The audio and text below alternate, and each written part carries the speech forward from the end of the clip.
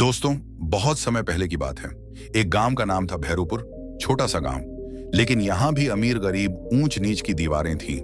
गांव के चौक के पास एक पीपल के पेड़ के नीचे टूटी सी लकड़ी की मेज और स्टील के दो भगोने रखे होते थे। यहीं बैठकर राजा चाय बनाता था। उम्र लगभग 19 साल, दुबला, आंखों में कुछ बेचैनियां और कुछ सपने। बचपन में ही उसके माँ बाप एक हादसे में चल बसे थे। तब से गांव के किसी वृद्ध दंपति ने कुछ साल उसे पाला, लेकिन बाद में वह भी चल बसे। अब राजा पूरी तरह अनाथ था, ना कोई रिश्तेदार, ना कोई सहारा। लेकिन एक चीज थी जो राजा के पास थी, मेहनत करने की आग। राजा सुबह सबसे पहले उठता, न चूल्हा न गैस, बस एक पुराना स्टोव, एक केतली और एक भगोना। वो पास के कुएं से पानी लाता, दूध वाली से थोड़ा सा दूध उधारी में लेता और फिर चाय बनाकर पीपल के नीचे अपने ठिकाने पर बैठ जाता। गांव के लोग उसके पास आते, मजदूर, किसान, स्कूल मास्टर और कुछ छोटे दुकानदार।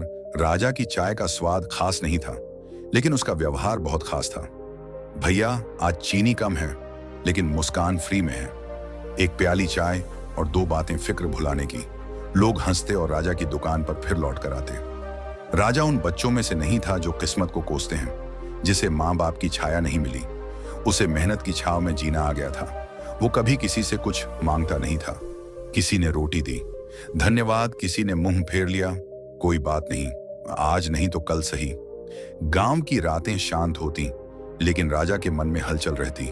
वो अकेले खाट पर लेटा हुआ आसमान को देखता और मन ही मन कहता, जब चांदनी सबके लिए बराबर है तो दौलत क्यों नहीं हो सकती। कभी खेतों में काम करने वाला कोई मजदूर उसे बताता, राजा, मैंने पहले बस चप्पलें बेची थी, आज मेरी परचून की दुकान है।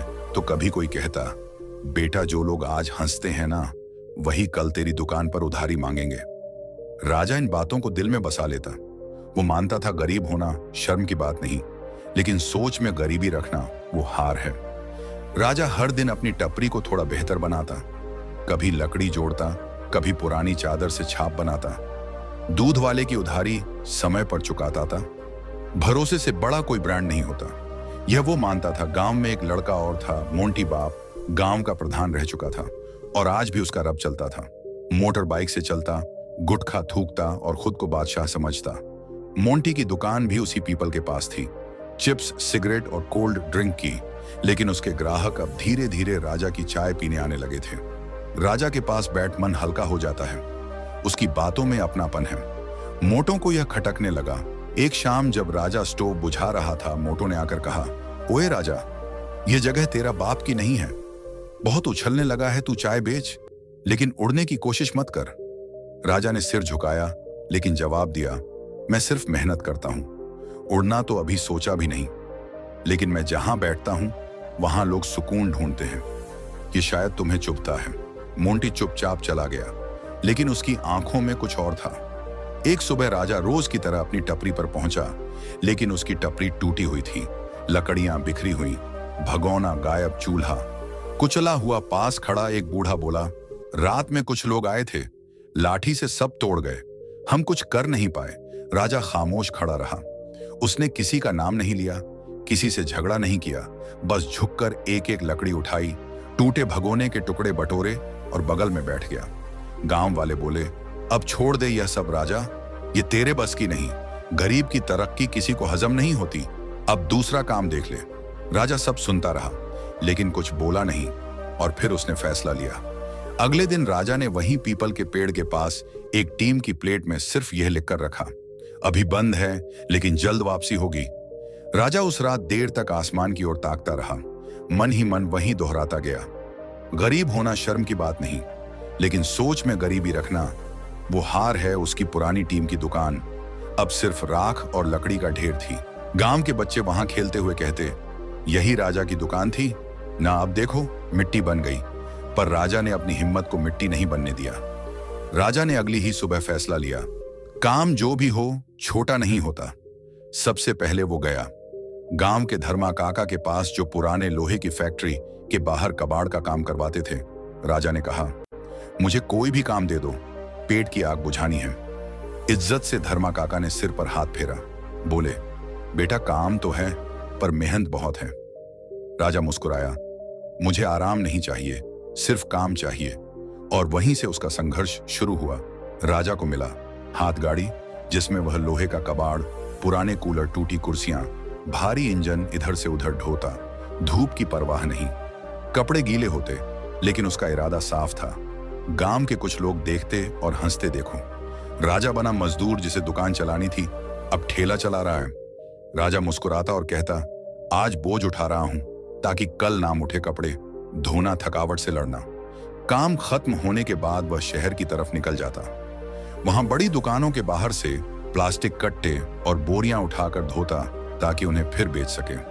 कभी कभी हाथ कट जाते, कभी पैर फिसल जाता, लेकिन उसने एक दिन भी आराम नहीं किया। उसने हर महीने का एक हिस्सा जोड़ना शुरू किया। 50-100 कभी पेट में खाना नहीं होता तो वह पानी पीकर सो जाता, लेकिन कभी किसी के सामने हाथ नहीं फैलाया। एक बार एक अमीर किसान ने कहा, राजा तू इतना मरमर के क्यों काम करता है?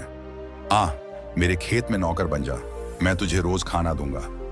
राजा ने सिर झुकाकर कहा, माफ करना भैया, मैं भूखा रह लूंगा पर सपना नहीं छोड़ूंगा। धीरे धीरे राजा ने इतना जोड़ लिया कि पुराने बाजार में एक छोटी सी टेबल और प्लास्टिक की छतरी खरीद सका। वहीं उसने चाय, पानी और बिस्किट की छोटी सी टपरी फिर से खड़ी की। बिना शोर, बिना किसी की मदद नाम रखा राजा टी स्टॉल। अब वही लोग जो उसे देखकर हंसते थे, उसी के स्टॉल पर चाय पीने आते। राजा कभी नजरें नहीं चढ़ाता, हर किसी को सामान से भैया, काका, दादा कहकर चाय देता। एक बुजुर्ग ने एक दिन पूछा, राजा तू थकता नहीं? राजा मुस्कुराया, थकता हूं पर रुकता नहीं, क्योंकि मंजिल थकी नहीं है।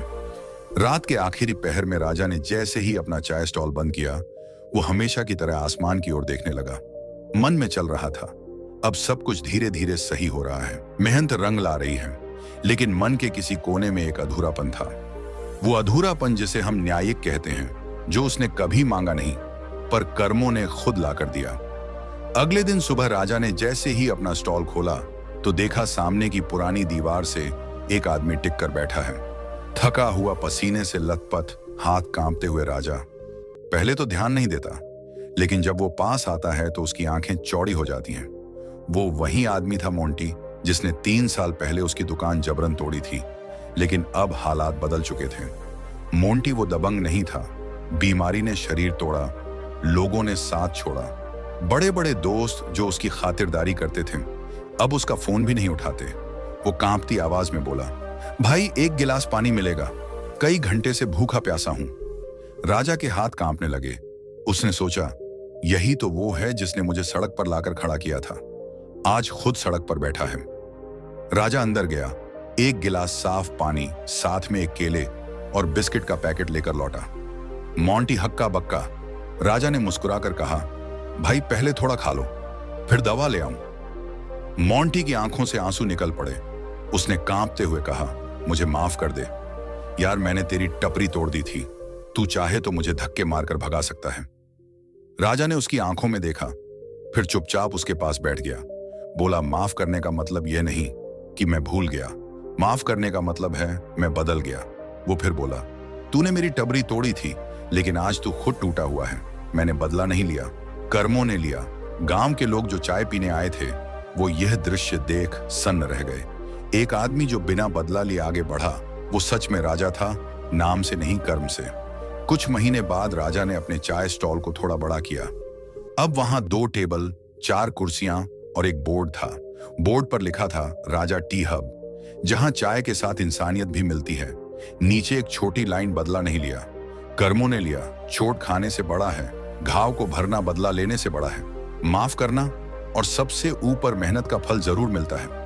बस समय पर राजा कोई अमीर नहीं बना, ना ही अरबों की कंपनी खड़ी की, पर उसने जो बनाया वो था सम्मान, इंसानियत और अपने नाम की सच्ची पहचान। दोस्तों, इस कहानी से हमें यह सीख मिलती है कि जिंदगी में बदला लेना जरूरी नहीं, बल्कि माफ कर देना और आगे बढ़ना असली ताकत है। हमारी मेहनत, धैर्य और अच्छाई का फल जरूर मिलता है। कभी भी मुश्किलों से हार मत मानो, क्योंकि हर रात के बाद सुबह जरूर होती है। कर्म करते रहो, क्योंकि कर्म ही हमारे भविष्य की सबसे बड़ी पूंजी है। दोस्तों, अगर आपको यह कहानी अच्छी लगी हो तो इसे लाइक जरूर करें और हमारे YouTube चैनल उम्मीदों का सफर सब्सक्राइब करें, ताकि आपको ऐसी और मोटिवेशन वीडियो मिलती रहे। अपने दोस्तों के साथ भी शेयर करें ताकि वे भी कर्म और क्षमा की ताकत को समझ सके। हमारे साथ बने रहिए, क्योंकि यहाँ हर कहानी में छुपा है आपकी जिंदगी बदलने का तरीका। Thank you so much for watching.